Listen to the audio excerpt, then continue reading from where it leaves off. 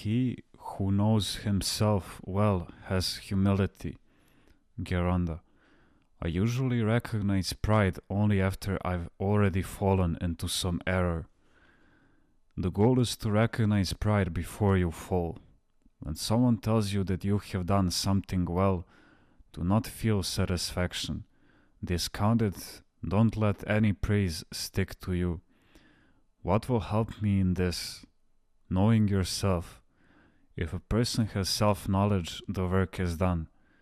Then any praise received is like a foreign body. It doesn't stick to him. For example, when one knows he is a gypsy, no thought of being a king will be able to stick to him. And you, if you imagine yourself to be a princess, certainly will have a screw loose. Would it help me if I am prepared in advance to reject all praise?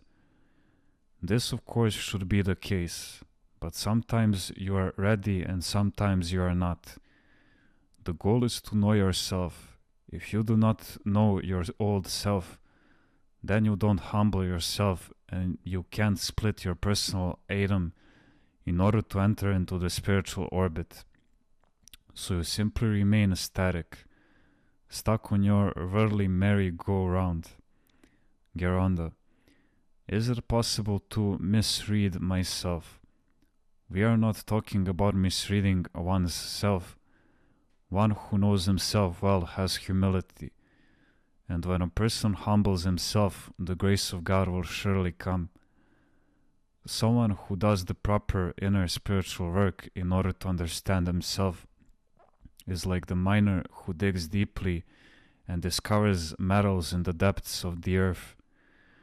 The deeper one probes in discovering and learning himself, the more he feels unworthy and becomes humble, but the hand of God constantly lifts him.